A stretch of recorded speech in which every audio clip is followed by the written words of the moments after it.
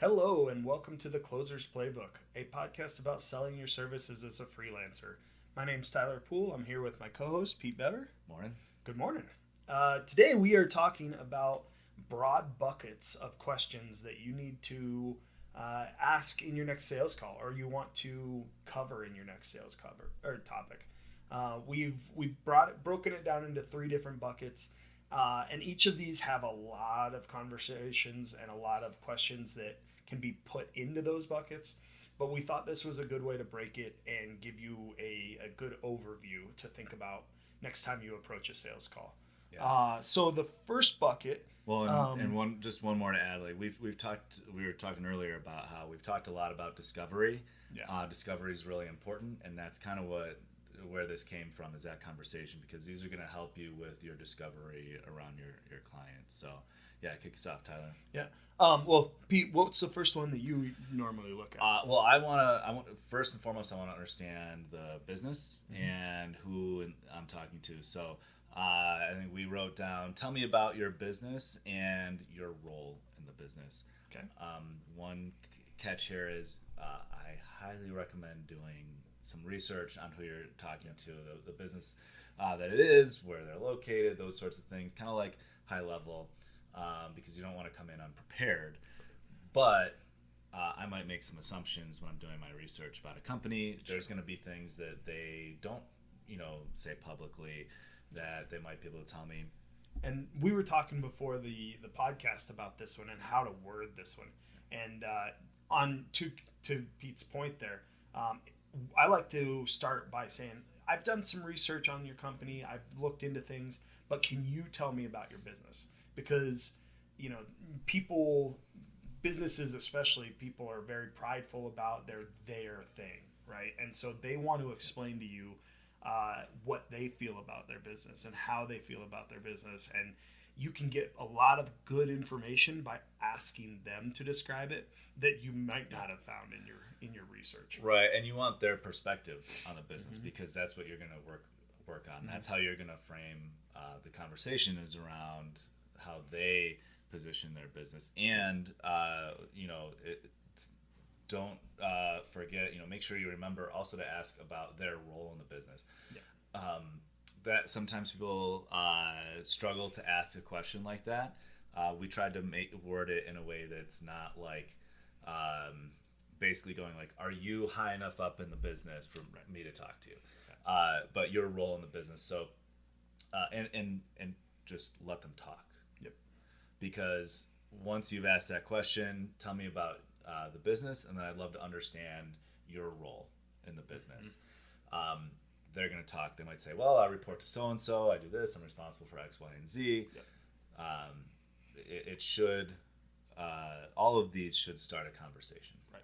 Yeah. And from here, like this bucket, just telling, obviously you're going to have a conversation within this bucket. And so the reason we like to start with something about, I've done my research, however you want to word that, but it lets them know that you've come prepared, but then you're able to flip it on them and get the information that they want to tell you. Yeah, exactly. And for some businesses, there might not be much, and you can just say, hey, I was looking into your business, but I didn't find a ton of details out there. So I would love if you would walk me through high level overview of your business and how you fit into that. Yeah, perfect example. I've done a fair share of local businesses in normal niches, I would say, like vets, dentists, roofers, people like that who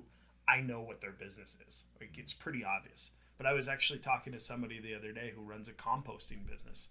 And as I was looking through their website before the conversation, I couldn't tell do they sell composting? Do they pick up composting from people?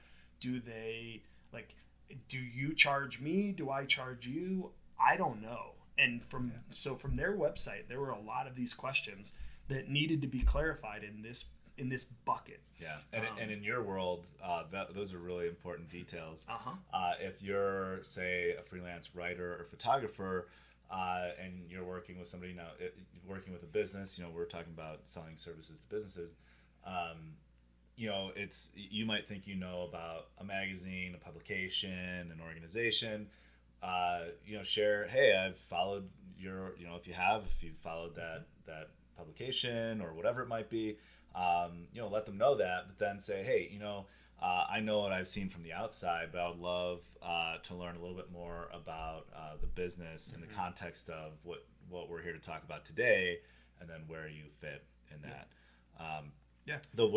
Your role and the where you fit is to get a sense of, does this person have the authority to make a decision on this? Yeah, back to we did an episode a while back about decision makers and why they're so important, and that is a perfect question to find out whether or not they're a decision maker. Right. Yep. So what's the second question, Pete? Yeah. Second bucket. Well, second bucket is like, what are we here for? Right. What are you looking to accomplish? Ask it just like that. Yeah. What do you want? What is it? What is it you're looking to accomplish, and then what makes that a priority, or what makes that important today? Yeah. So two things there. What are you looking to accomplish? They might, if they don't know, then that's a good red flag. Right. That they haven't maybe thought this through, and maybe they're just in the information gathering stage. And how can I help you? That's a good way to phrase this one, or a way that I like to phrase this one, because that allows you, they've got a problem in their mind, right? They are looking for a solution to something. Mm-hmm. And instead of asking, what are you struggling with? How can I help you is a good way to word it. And it stays away from the why questions, right? Yeah. So. And staying away, I've been working more on staying away from why. Testing it out. That comes from Chris Voss, Never Split the Difference. He has his book, Black Swan Group is his organization, and he has a master class as well. That's fantastic. But the reasoning that he gives around avoiding why is from the time you're a toddler, everyone, anything you do, like you knock something over, why'd you do that? It's very like accusatory almost. And his point is that sort of brings up that anxiety and that defensiveness, and we don't want someone being defensive or anxious when they're talking with us.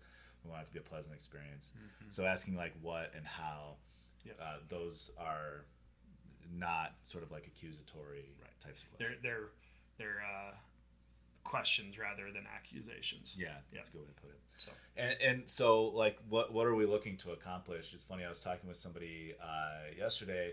She just accepted a role at at a new company, and sort of like related to what she's been doing before, but instead of like on the, like, I'll say public sector side, it's on the commercial side.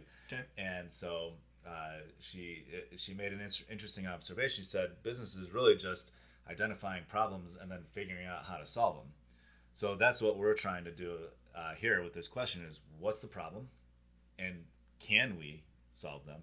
And then if we can, how we solve that. We might not get to that on the first discovery call with a client, but it's something that is going to be baked into our proposal.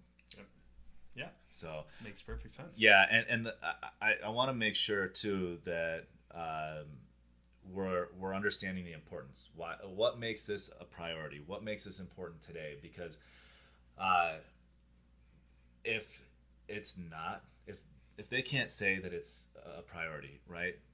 Another thing that comes out of this might be, what other projects do you have going on that might be a higher priority? You want to understand, does this have the backing of the ultimate decision maker if you're not talking with them? Is this important enough for the person that you're talking to move forward with? Yeah. Anybody could be looking out reaching out just looking for potential future solutions.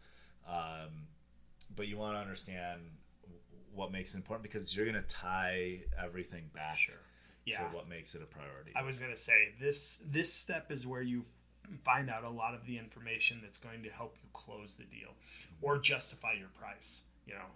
At the end of the conversation, there's probably going to be some pushback. I mean, I'm jumping ahead a little bit, but there's probably going to be a little bit of pushback on budget or timeline or any of these things, or is the project really that important? Mm-hmm. And if you've done this bucket well, and you know why it's a priority, you know why it's important to them. You can reference those things when you're talking about every time. Yeah, when you're talking about your price or your, well, and even if you end up closing the deal, you might have to go back and say, hey, this is what we said was important. What made this a priority from the beginning? Has anything changed? There you go. Oh. And that's a good way to having that from the get-go. To your point, it's going to be in your proposal. It's going to be tied to your price. Mm-hmm. It's going to be all sorts of things that it's just a super important question to ask. It's maybe the most important thing to understand. Well, I mean, these are three.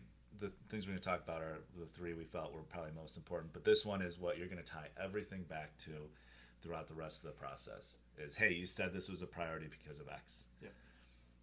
Yeah, this one's probably the one that you want to spend the most amount of time on as well. The bulk of the conversation is going to be spent here. Yeah. But probably the one that people struggle with the most is the third bucket, and that's the budget and timeline question. So Pete, how do you approach this one? Yeah, so now that we understand more about the business, and we know what the problem is, and we see that it's a priority. Everybody understands that it's a priority. So what, in solving this, what kind of timeline do you foresee, right?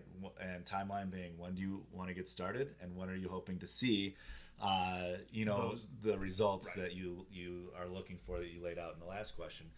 And then what type of budget do we have to work with? Mm-hmm. Because it's, generally speaking, the more aggressive the timeline, the higher the price. Mm-hmm. Generally speaking, the more work that needs to go into it, the higher the price. And if you understand that doing this project for this customer is going to, they expect a return of, X, then if you can't do this project for less than that, there's no reason for you to be working together. Right. If their budget is not big enough for what you need to do, mm-hmm.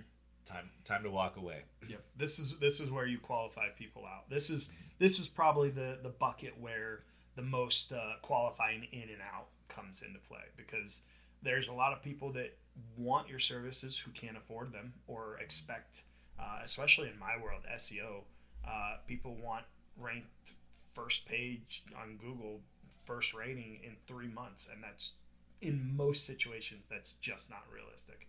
And so if I have somebody who says, hey, I need this done in 3 months, I'm going to say, you probably need to look elsewhere, because there are ways to do that, and then you will not be on Google in 4 months because you'll be penalized. And there are people who can get you there that quick, but they can't keep you. Yeah, or they're looking for if you're a photographer, I think of Jimmy Chin a lot. There you go. If they're looking for Jimmy Chin results, but they have a Pete Beber budget because I'm not the photographer you want to be hiring, then it's not gonna go well. That's funny. I just watched Free Solo the other night. Yeah, if you haven't watched it. Yeah, please do. What a great. But movie. Yeah, so Jimmy Chin, if you don't know him, phenomenal photography is a lot of things. Yeah. But if they're looking for, hey, I just saw Free Solo and I'm looking for a videographer that can do that, right. Like, well, yeah, yeah, that person is going to be expensive. Their budget is going to be, or their charge, the price of their service is mm-hmm. going to be significantly more than some guy who just does local headshots for Tinder. Yeah, right. Is that a thing? Yeah, right. Oh, it is. Well, that's probably a good business, actually. Yeah.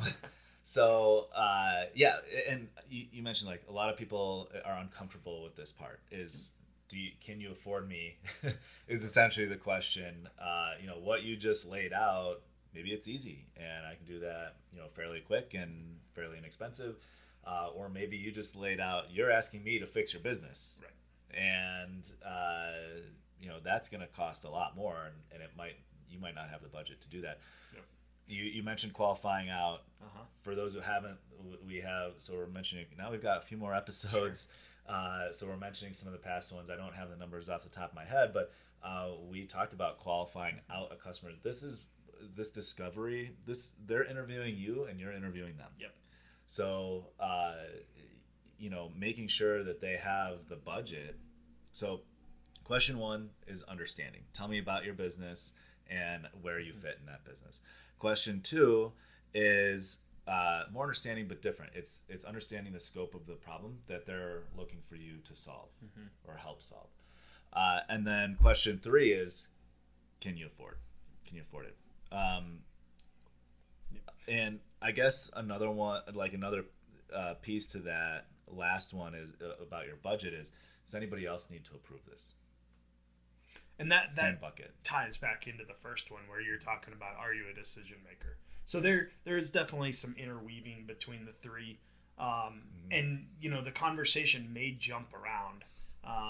But in general principles, in general sales calls, you want to make sure you hit all three of these pieces, all three of these buckets.